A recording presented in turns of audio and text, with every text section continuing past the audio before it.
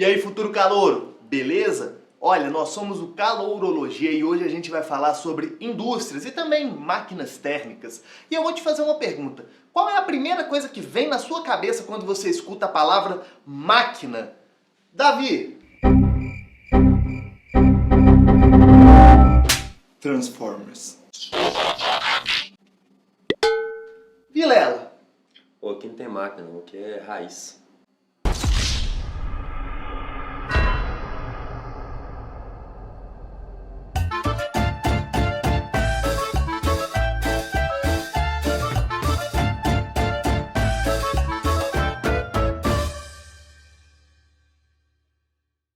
Imagine só como seria a sua vida sem nenhum equipamento eletrônico, sem nenhuma máquina, sem celular, micro-ondas, computador, geladeira, sem carro, maluco.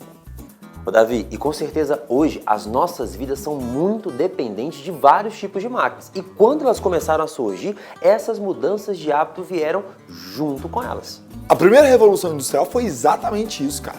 Foi o processo, então, de transformação do meio de produção dos seres humanos. Assim, quando mudou a maneira de produzir, de trabalhar, foi pensado também novas formas de organização da cidade e do mundo de maneira geral. Não, e aí o mais doido, as fábricas cada vez maiores, elas passaram a ser cenário comum nas cidades, comum e necessário para elas. E aí surge a primeira questão, com mais fábricas a produção se acelera e a produção fabril, ela depende muito de grande quantidade de matéria-prima. Essa matéria sendo tirada do ambiente, que era visto agora só como fonte de recursos. E aí, lógico, começa a dar ruim.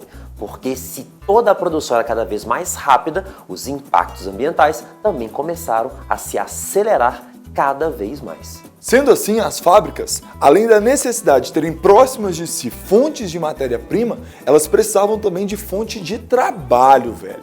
É aí que começa então uma galerinha a se aglomerar em torno delas. Olha, mas esses trabalhadores, esse monte de gente, o pessoal dessa época não vivia no campo? De onde que vinha essa galera toda para trabalhar? Ou, então, Breno, morava sim, mas era muita gente saindo do campo. Aquela migração do campo para a cidade, o famoso êxodo rural. E por isso as cidades começaram a ficar cada vez mais cheias e maiores. Exatamente, Vilela. Lá na Inglaterra, onde rolou a primeira revolução industrial, inclusive houve uma política chamada cercamento, onde a terra então é apropriada pelo Estado, tirando assim o seu sentido de status. Foi associado a ela então um sentido de produção. E aí um bando de camponeses foram expulsos dela. Esses caras, velhos, precisavam criar alguma forma de vida, precisavam criar recursos de sobrevivência. É aí que eles vão buscar emprego nas fábricas, surgindo então as primeiras cidades. E aí era isso. Como as cidades não estavam preparadas para essa chegada tão rápida de habitantes, faltava tudo. Alimento, moradia, saneamento. Já dá para perceber que pobreza naquela época era uma coisa muito comum. Vilela, o mais interessante é que a gente perceba que a pobreza já existia, velho. Inclusive a sociedade era aquela sociedade de estamentos. A grande questão é que como ela era uma sociedade ruralizada, a desigualdade ela era pouco evidente. Afinal de contas, as pessoas viviam lá no campo e produziam seu próprio alimento. Indo para a cidade, as coisas ficaram mais tensas, velho. Porque eles tinham que trabalhar, ganhar dinheiro para comprar alimento, velho. E aí, surgindo a cidade, surgiu alguns probleminhas também.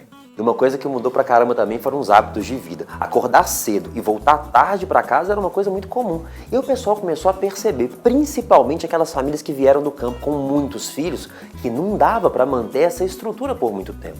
Por isso, de pouquinho em pouquinho, as próximas gerações começaram a reduzir a quantidade de nascimentos. Cada vez menos filhos, já que o ambiente urbano demandava outras situações, principalmente um ambiente onde o custo de vida era muito mais elevado se comparado ao campo. Ah, mas o pessoal devia gostar, né, do trabalho na fábrica, devia ser bom, afinal tava indo todo mundo pra lá.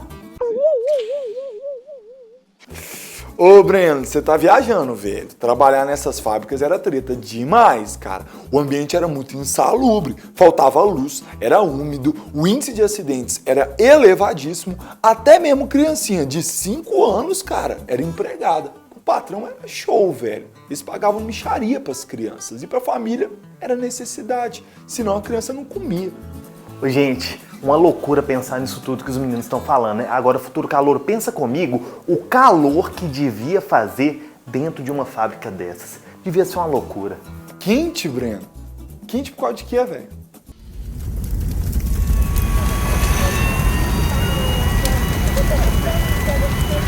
A máquina térmica para funcionar precisa de uma diferença de temperatura. Lá na fonte quente, onde tem combustão, vai ter liberação de calor em direção à fonte fria. Parte dessa energia térmica é utilizada para fornecer movimento para um corpo, realização de trabalho. Só que vai fazer com que o ambiente também esquente, por causa do quê? Da combustão lá na fonte quente. Ô Breno, mas essas máquinas usam a energia toda? Ô Vilela, pior que não usa, cara. O que acontece é o seguinte: parte da energia que sai da fonte quente é utilizada para virar energia de movimento, mas a outra parte ela é jogada fora. Por exemplo, num carro, você tem aquele calor que sai e exala do capô, aquilo é energia que não pode ser aproveitada para ser transformada em energia de movimento. Mas peraí, você está querendo dizer que esse calor liberado é energia sendo perdida, jogada fora mesmo? Ô Vilela, então, essa energia é perdida no sentido de não utilizada para gerar movimento, mas ela não é destruída. Isso é muito importante, beleza? Quanto mais energia a máquina consegue aproveitar, a gente fala que maior é a sua eficiência, e isso é muito legal. Quanto mais eficiência, melhor, mas não é possível eficiência de 100%, converter completamente o calor em trabalho. Para você ter uma ideia, pensando em máquinas térmicas, além dos automóveis, também vale muito a pena pensar nas usinas termoelétricas. Elas funcionam com essa mesma lógica, calor de uma fonte para outra, pegando parte para a realização de trabalho. Então você tá me dizendo que parte da gasolina que eu coloco na minha motoca não faz a motoca andar? É desperdício? Ô Davi, é isso mesmo, cara. A grande sacada hoje é conseguirmos máquinas cada vez mais eficientes, minimizando o desperdício de combustível. Para vocês terem ideia, por exemplo, lá naquelas primeiras locomotivas que a gente vê muito em filme, em desenhos animados, o rendimento não chegava nem a 10%. Hoje a gente já consegue muito mais do que isso. Olha que legal. Então, aumentando o rendimento, a eficiência reduz o desperdício, como consequência também podemos minimizar os impactos causados pelo uso dessas máquinas térmicas. Belezinha? Futuros calouros, as máquinas são uma demonstração perfeita, cara, de como a humanidade ela tenta exaustivamente melhorar suas condições de vida. Sendo assim, a Revolução Industrial é a materialização dessa percepção no seu dia a dia. Para você ver então como é que as máquinas melhoraram a produção, tornaram as coisas mais volumosas, tornaram as coisas então mais banalizadas, o trabalho então foi modificado, as cidades foram criadas, tudo. Isso é a vida, isso é a história. Ô Davi, você tá filosofando demais aí, hein, velho? Ô Davi, me fala uma coisa, a gente sempre pensa em máquina como coisa boa, mas muita gente perde emprego porque as suas funções foram automatizadas. É o que nós vamos chamar de desemprego estrutural. E o pessoal vai aceitar essas mudanças, isso tudo numa boa mesmo?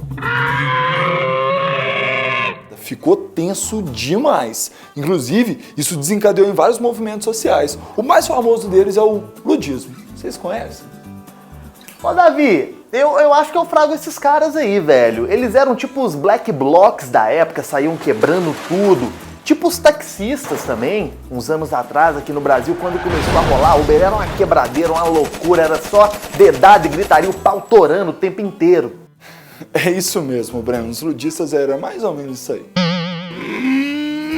Mas olha que interessante. A situação na Europa estava tão complicada, tão tensa, velho, que um monte de gente resolveu arriscar uma vida nova. E aí eles resolveram vir para a América para ter essa nova oportunidade. Assim veio então os espanhóis, alemães, italianos, todos eles então para trabalhar nas fazendas de café aqui no Brasil na segunda metade do século XIX. Ô Davi, então é daí que vem esse seu nome famosinho, Catalunha, né? Mas é aquilo, os Catalunha, os Castilhos, os Schneider chegaram em um lugar com cultura escravagista. Eles não eram escravos, eram livres, mas extremamente explorados, às vezes muito mais do que eles eram lá na Europa. E aí você deve pensar, os caras não vão aceitar ser explorados desse jeito, isso vai dar treta. Você tá certo. E é nesse instante que eles, acostumados com os movimentos operários lá na Europa, resolvem reproduzir esses movimentos aqui, surgindo assim sindicatos, jornais e outras agremiações trabalhistas que buscavam melhoria na condição social deles. E você deve se perguntar, Quando é que foi isso, Davi? Ali no período da República Oligárquica. Ali mais especificamente por volta de 1910, ali nessa segunda dezena do século XX. Inclusive, temos a Greve Geral de 1917, um marco do movimento operário brasileiro. Ô Davi, mas depois de tudo isso as coisas melhoraram e melhoraram rápido, né? Vilela, mano, 2018, cara. A gente não conseguiu se adaptar a muitas coisas ainda, velho. E as mudanças não param, elas são diárias. Sendo assim, a necessidade de se adaptar a elas também. Sendo assim, fica uma lição. Precisamos aprender, então, o quanto que a tecnologia pode promover bem-estar a nós e o quanto que nós precisamos usá-la para promover bem-estar para os outros. Get low when the whistle go. Então, futuro calouro, gostou do vídeo? Ou dá o seu comentário aí pra gente falando o que você achou, se foi legal, se não foi, mas é importante demais pra gente saber a sua opinião. Pensa numa coisa importante, pois é a sua opinião pra gente. E o mais importante, cara, é que você siga aquele mandamento, espalhe a palavra. E é para espalhar com o WhatsApp, é para espalhar com o Instagram, onde for. Grupo de família, grupo de estudo, vai espalhando, que vai que... Imprime uns panfletos assim, ó, entrega também na rua. Tchau, tchau.